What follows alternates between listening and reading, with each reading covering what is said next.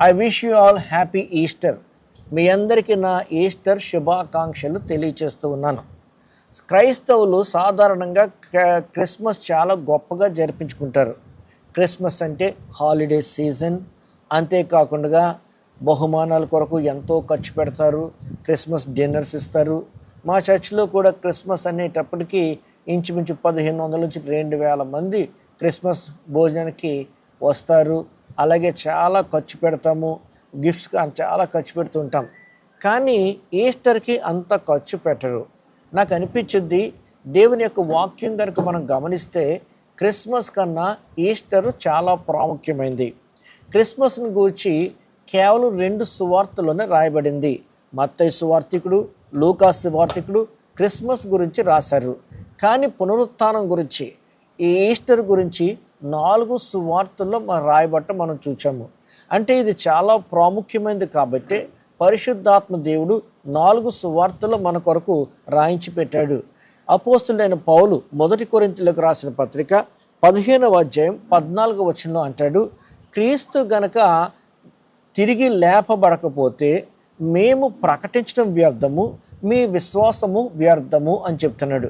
అంటే క్రీస్తు గనక లేపబడకపోతే, క్రిస్మస్ గనక లేకపోతే అని అనలేదు, క్రీస్తు గనక లేపబడకపోతే అన్నాడు. అంటే క్రీస్తు లేపబడటం అనేటువంటిది చాలా ప్రాముఖ్యం.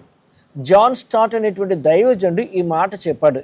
ఆయన ఏమంటాడంటే, Christianity in essence is a resurrection religion. క్రైస్తవ్యము ప్రాథమికంగా పునరుత్థాన మతము అన్నాడు. The concept of resurrection lies at its heart. ఈ యొక్క పునరుత్థానము క్రైస్తవ్యములో ప్రాథమికమైనది, గుండె లాంటిది. If you remove resurrection, Christianity is destroyed. పునరుత్థానాన్ని గనక తొలగిస్తే క్రైస్తవ్యము నాశనం అయిపోద్ది. అంటే పునరుత్థానము, ఈస్టర్ ఎంత ప్రాముఖ్యమైందో. కానీ చాలామంది, కొంతమంది అంటున్నారు క్రీస్తు చనిపోలేదు అని అంటారు. అటువంటి వాటిలో 3 థియరీలు మనకు కనపడుతున్నాయి. ఒకటి ఏంటంటే స్వూన్ థియరీ. అంటే దీని అర్థం ఏంటంటే క్రీస్తు ఆయన సిలువలో చనిపోలేదు, మూర్ఛపోయాడు అని చెప్తారు. మరి కొంతమంది ఏమి చెప్తున్నారు, ఆయన శిష్యులు వచ్చి ఆయన ఎత్తుకెళ్ళిపోయారని చెప్తున్నారు. మూడవది ఏంటంటే హాలుసినేషన్. హాలుసినేషన్ అంటే అర్థం ఏంటంటే శిష్యులు ఆయన తిరిగి లేచాడు, ఆయన సజీవుడు అయ్యాడు అని భ్రమపడుతున్నారు అని వాళ్ళు చెబుతూ ఉంటారు. ఆయన మూర్ఛపోయాడు అని అనుకున్నట్లయితే ఒక్కసారి ఆలోచించేయండి. ఆయన 1 తక్కువ 40 దెబ్బలు తిన్నాడు, మేకులు గుచ్చారు, సిలువలో చాలా బాధపడ్డాడు. అటువంటి వ్యక్తి సమాధి చేస్తే మరలా స్పృహలోకి వచ్చి ఆ రాయి పొర్లించుకుని వచ్చాడంటే ఎవరు నమ్ముతారు? అది నమ్మశక్యంగా లేదు. రెండోది కిడ్నాప్ థియరీ. శిష్యులు వచ్చి ఎత్తుకెళ్ళిపోయారని చెప్తున్నారు. శిష్యులు చాలా భయపడిపోయారు, వారు ఆ గదిలో దాక్కున్నారు. అటువంటి వాళ్ళు వచ్చి ఎలాగా ఆ రోమిలు ఆ సమాధికి ముద్ర వేశారు, అది తొలగించి, ఆ రాయిని తొలగించి ఎలా ఎత్తుకెళ్తారు? హాలుసినేషన్ థియరీ అన్నారు. హాలుసినేషన్ థియరీ అంటే భ్రమ. దీని గురించి ఒక మాట నేను మీకు జ్ఞాపకం చేయాలనుకుంటున్నాను. హాలుసినేషన్ అని గురించి ఒక ఆయన అన్నాడు. ఏమంటాడంటే, హాలుసినేషన్స్ ఆర్ ఇండివిజువల్ అకరెన్సెస్. భ్రమ అంటే వ్యక్తులకు వచ్చేటువంటిది, వ్యక్తిగతంగా వచ్చేటువంటిది. By their very nature only 1 person can see a given hallucination at a time. వీటి స్వభావం ఏంటంటే ఒకే ఒక్క వ్యక్తి ఆ సమయంలో భ్రమపడతాడు, కానీ ఎక్కువ మంది భ్రమపడరు. They certainly are not something which can be seen by a group of people. భ్రమ ఒక సమూహంగా ఉన్న ప్రజలందరూ ఒకే భ్రమను చూడలేరు. Neither is it possible that 1 person can induce hallucination in somebody else. అంతేకాకుండా మరొక వ్యక్తిలో భ్రమను పుట్టించలేరు.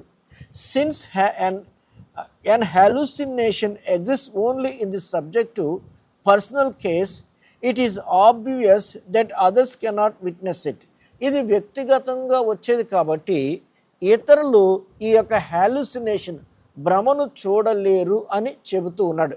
కాబట్టి ప్రియమైన దేవుని బిడ్డలారా, ఈ థియరీలు ఇవన్నీ ఏంటంటే హైపోథెసిస్.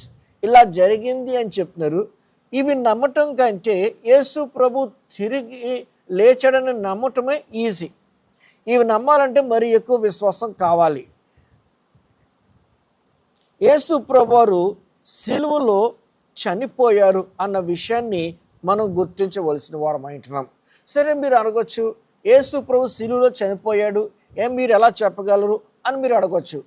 ఎలా చెప్పగలమంటే 4 సువార్తల్లో కూడా యేసు ప్రభు మరణించాడు అని రాయబడింది.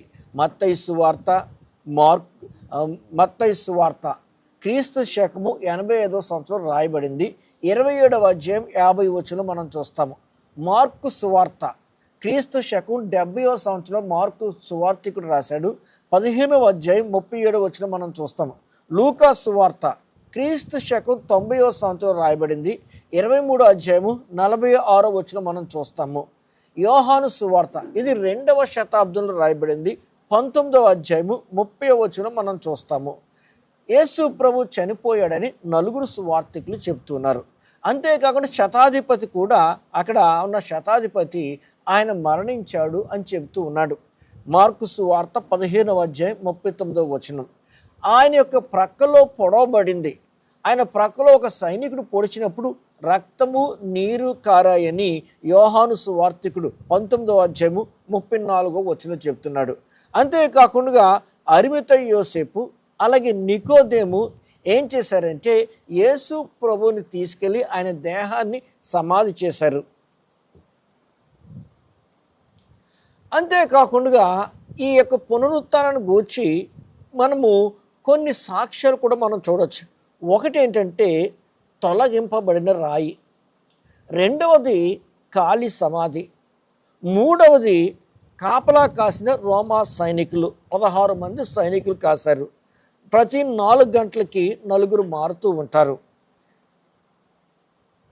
ఖాళీ సమాధి యేసు ప్రభు లేడు అన్న విషయాన్ని తెలియచేస్తుంది. ఇది అరిమతయ్య యేసేపు సమాధి. అందులో అరిమతయ్య యేసేపు యేసు ప్రభుని సమాధి చేశాడు. ఈ యొక్క సన్హెద్రిన్ సభ వారు యేసు ప్రభువు ఆయనను సిలువ వేయాలని తీర్మానం చేశారు.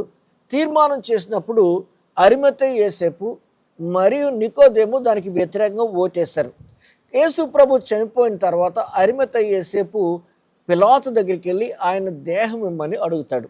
ఈ అరిమతయ్య యేసేపును గురించి లూకా సువార్తికుడు ఏమని చెప్తున్నాడంటే ఆయన సజ్జనుడు, నీతిమంతుడు, సభకు చెందినవాడు, వారితో ఏకీభవించిన వాడు కాదు అని చెప్తారు. ఈ యొక్క ఖాళీ సమాధి యేసు ప్రభువు లేడు అని తెలియచేస్తూ ఉంది.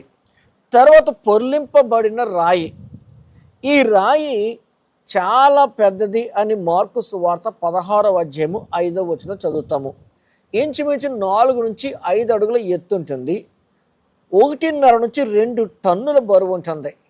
ఈ రాయిని తొలగించాలంటే కనీసం 20 మంది మనుషులు ఉండాలి. తర్వాత మనము సువార్తల్లో చదువుతూ ఉంటే కొన్ని కాంట్రడిక్షన్స్ కనపడతాయి. కాంట్రడిక్షన్స్ అంటే అర్థం ఏంటంటే సువార్తల్లోనే ఈ యొక్క పునరుత్థానాన్ని గురించి చదువుతున్నప్పుడు వేరువేరుగా కనపడతా ఉంటాయి.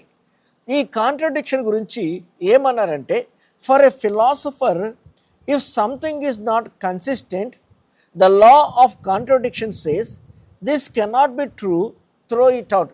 ఫిలాసఫర్ ఏమంటాడంటే ఏదైనా తేడాలు కనపడినప్పుడు ఇది కరెక్ట్ కాదు, పడేసేమని చెప్తాడు. కానీ చరిత్రకారుడు ఏమని చెప్తాడంటే the historian looks at these narratives and says I see some inconsistencies. కొన్ని తేడాలు కనపడుతున్నాయి, but I notice something about them. తేడాలు ఉన్నప్పటికీ ఒక విషయాన్ని గమనించాలి, they are all secondary details. ఈ తేడాలన్నీ కూడా సెకండరీ డీటెయిల్స్ మాత్రమే. ప్రైమరీ థింగ్ ఏంటంటే యేసు ప్రభువు మరణాన్ని తిరిగి లేచాడు అనేటువంటి విషయాన్ని. సరే, ఈ తేడాలు ఏంటో మనం చూద్దాం. చూడండి, ఈ స్త్రీలు యేసు ప్రభుని చూడటానికి సమాధి దగ్గరికి వెళ్ళారు. ఏ టైంలో వెళ్ళారు? 4 సువార్తకులు ఏం చెప్తున్నారో చూద్దాం. చూడండి, మత్తయి సువార్త 28వ అధ్యాయం 1వ వచనంలో కనుక చూస్తే, ఆదివారం దినమున పెందలకడే ఆ స్త్రీలు వెళ్ళి అని మనం చదువుతాం. దయచేసి మత్తయి సువార్త 28వ అధ్యాయము 1వ వచనం చూద్దాం. చూడండి, బైబిల్ ఉంటే చూడండి, లేకపోతే నేను వాక్యం చెప్తుండగా మీరు కొంచెం జాగ్రత్తగా వినండి. మత్తయి సువార్త 28వ అధ్యాయం 1వ వచనం. విశ్రాంతి దినము గడిచిపోయిన తర్వాత ఆదివారమున తెల్లవారుచుండగా, ఇక్కడ మత్తయి సువార్తకి ఏమని చెప్పంటే తెల్లవారుచుండగా అని చెప్పాడు. మార్కు సువార్తికుడు ఏమంటున్నాడు? 15వ అధ్యాయము 1వ వచనంలో గనక మనం చూస్తే మార్కు సువార్తికుడు ఏమంటాడంటే ఉదయము కాగానే ప్రధాన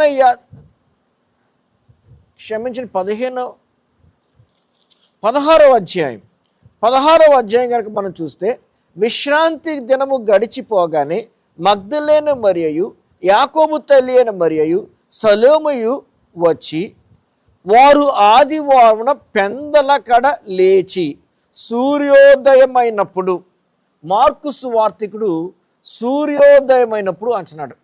లూకాసు వార్తికుడు 24వ అధ్యాయం 1వ వచనంలో ఆయన కూడా సూర్యోదయమైనప్పుడు అని చెప్తున్నాడు. యోహాను సువార్తికుడు ఏమంటున్నాడు? ఇంకా చీకటి ఉండగానే అంటున్నాడు. తెల్లవారుచుండగానగా, సూర్యోదయమైననగా, ఇంకా చీకటి ఉందనగా, ఇవన్నీ కూడా పెందల కడే అన్న మాటకు పర్యాయ పదాలు, అంతేగాని వేరుగా ఉన్నాయని చెప్పలేము. సరే, ఎంతమంది స్త్రీలు వచ్చారు? ఇది కూడా ప్రశ్నే. ఈ 4 సువార్తలు కూడా మనకు వేరుగా కనపడతాయి. మత్తయి సువార్తికుడు అంటాడు మగ్దలేని మరియా, వేరొక మరియా అని చెప్తూ ఉన్నాడు. 2 స్త్రీల పేర్లే చెప్పాడు. మగ్దలేని మరియా, ఆమెలోంచి యేసు ప్రభు 7 దయ్యాలు వెలగొట్టాడు. వేరొక మరియా అంటే ఎవరంటే చిన్న యాకోబు తల్లి క్లోపా భార్య. ఏసయ్య తల్లి మరియమ్మకు కజిన్ అవుతుంది ఆవిడ. మార్కు సువార్త 16వ అధ్యాయం 1వ వచనంలో మార్కు సువార్తికుడు ఏమంటాడంటే మగ్దలేని మరియయు వేరొక మరియ. ఇదే విషయాన్ని మత్తయి సువార్తికుడు కూడా చెప్పాడు. వేరొక మరియ అంటే ఎవరో మనం చూసాము. ఎవరు? చిన్న యాకోబే తల్లి క్లోపా భార్య. తర్వాత సలోమే. మార్కు సువార్తికుడు మరొక స్త్రీని కలిపాడు. ఆమె పేరు సలోమే. ఈవిడ ఎవరంటే జెబెదయి కుమారుల తల్లి. జెబెదయి కుమారులు అంటే ఎవరు? యోహాను, యాకోబు. మరి ఈమె భర్త పేరేంటి? జెబెదయ. ఈమె కూడా వచ్చినట్లు మార్కు చెప్తున్నాడు. కానీ లూకా సువార్తికుడు మరొకరిని చేర్చాడు. మగ్దలేని మరియా, వేరొక మరియా, సలోమేతో పాటు మరొకరిని చేర్చాడు. ఆమె పేరేంటంటే యోహన్నా. ఇంగ్లీష్ భాషలో జోయాన్ అంటారు. అంటే ఈమె కూజా భార్య. Who is కూజా? హేరోదు యొక్క గృహ నిర్వాహకుడు. యోహాను సువార్తలో అయితే మగ్దలేని మరియ ఒక్కతే వచ్చినట్లు మనం చూస్తున్నాం.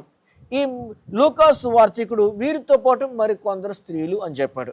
కాబట్టి మనం జాగ్రత్తగా ఆలోచన చేస్తే చరిత్రకారులు చెప్పినట్లుగా ఇవన్నీ కలిపితే ఇంతమంది స్త్రీలు వచ్చారని మనకు అర్థమవుతుంది.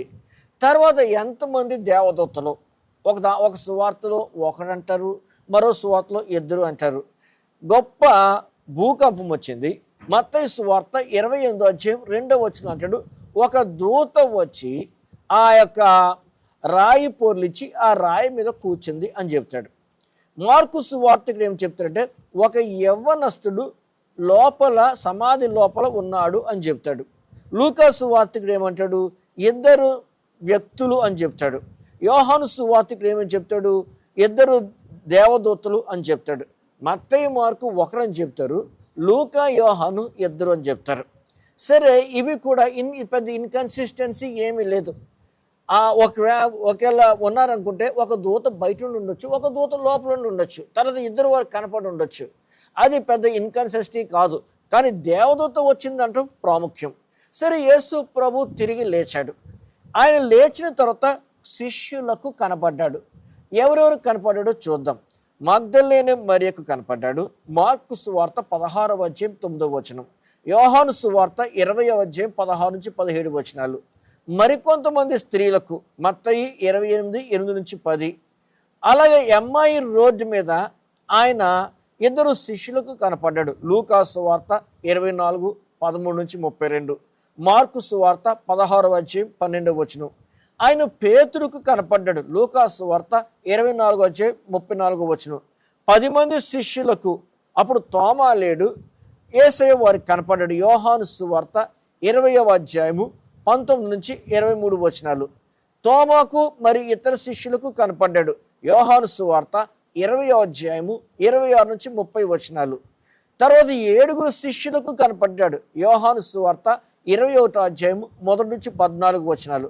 తర్వాత 500 మంది శిష్యులకు కనపడ్డాడు.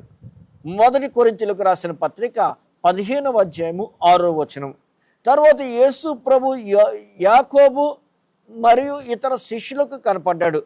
1 కొరింథీయులకు రాసిన పత్రిక 15:7. తర్వాత ఆయన ఆరోహణం అవుతూ తన శిష్యులకు కనపడ్డాడు. లూకా సువార్త 24:50-53.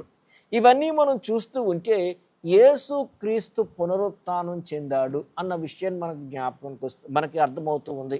కాబట్టి ప్రియమైన దేవుని బిడ్డలారా, ఆయన సజీవుడైన వానిని మీరు మృతులలో ఎందుకు వెతుకుతున్నారు అని దేవదూత చెప్పింది. ఈ రోజున చాలామంది పునరుత్థానాన్ని గురించి ప్రశ్నిస్తూ ఉన్నారు. కానీ ఈ ప్రపంచంలో ఒకే ఒక్క సమాధి ఖాళీగా ఉంది. ఆ ఖాళీ సమాధి ప్రభువైన యేసు క్రీస్తు యొక్క సమాధి. కాబట్టి ప్రియమైన దేవుని బిడ్డలారా, మన యొక్క విశ్వాసము పునరుత్థానం మీద ఆధారపడి ఉంది. నీ నోటితో యేసు ప్రభువుని ఒప్పుకో, దేవుడు ఆయనను మృతుల్లోంచి లేపాడని నీవు విశ్వసిస్తే నీవు రక్షించబడతావని వాక్యం చెబుతుంది. కాబట్టి ఈ పునరుత్థాన దినాన నీవు యేసును అంగీకరిస్తావా? యేసు ప్రభువుని ఒప్పుకుంటావా? ఆయన మృతుల్లోంచి దేవుడు లేపడని నీ నోటితో ఒప్పుకుంటావా? ఒప్పుకున్నట్లయితే నీవు రక్షించబడతావు. దేవుడి మాటలు దీవించును గాక. ఆమేన్.